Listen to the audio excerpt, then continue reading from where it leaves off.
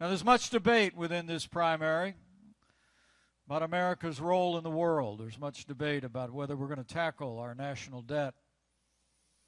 And there's even some that are arguing that we should walk away from our long-standing commitment to the right to life. But I won't shrink from any of those battles. I promise you. And not because it's a pathway to Republican victories, but because it's a pathway to American prosperity and security. It always has been and always will be. You know, I actually became a Republican back in the days of Ronald Reagan. I started out in politics as a Democrat, full disclosure. But when I heard the voice of our 40th president and I heard those ideals expressed, I joined the Reagan Revolution and never looked back. But it's important to remember what the people of New Hampshire saw back in those days, what Republicans have seen every day since, and the agenda that we governed on is still the right prescription for America and always has been. But the truth is, the choice that you face, some people think that we should shrink from our commitment as leader of the free world. Some people think that we should ignore national debt that threatens our children and grandchildren's prosperity. And some people have even taken in this field to criticizing pro-life laws that have been passed in states around the country, but not me. I truly do believe the pathway forward for our party and for our nation is to stand firmly on that time-honored conservative agenda that's defined our movement over the last 4 decades, and to resist the siren song of populism unmoored to conservative principles. We owe the American people nothing less than that time-honored tradition, and I'll deliver it. Well, let me say one last word about current events.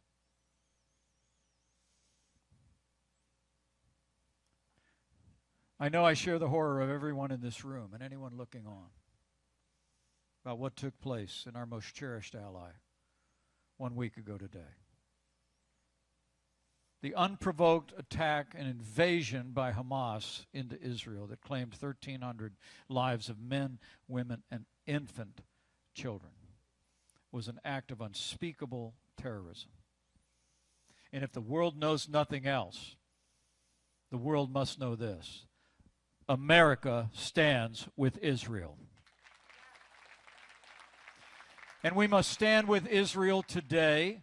We must stand with Israel tomorrow. And in the difficult days ahead, when Israel does what needs to be done, which is to hunt down and destroy Hamas once and for all, America needs to stand strong.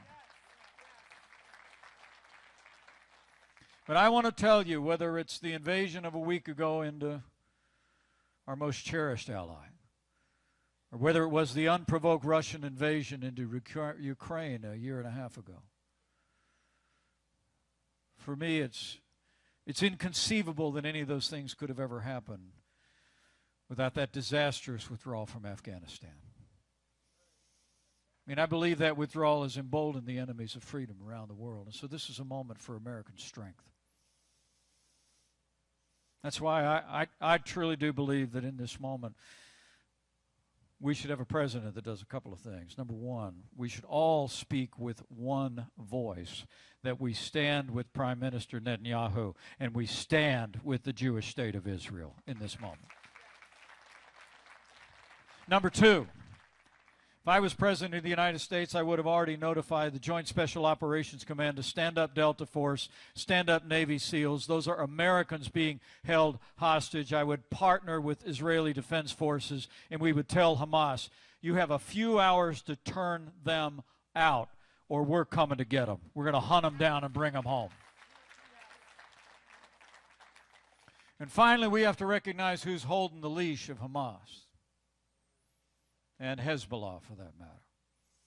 And it's the mullahs in Tehran. And I have no doubt in my mind that the last 2 years of consistent kowtowing by the Biden administration, begging Iran to get back into the Iran nuclear deal and transferring $6 billion in frozen assets back to Iran, emboldened the mullahs. And so we should do a couple of things. Number one, we ought to put snapback sanctions back in place on Iran and bring economic pressure on that regime. Number two, We ought to move the USS Eisenhower to pull alongside the USS Gerald Ford in the eastern Mediterranean and make it clear to Iran, to Syria, to the Hezbollah in Lebanon to stand down when Israel does what it needs to do. And we should cancel the transfer of that $6 billion to Iran and send it to Israel. Weakness arouses evil, but peace comes through strength.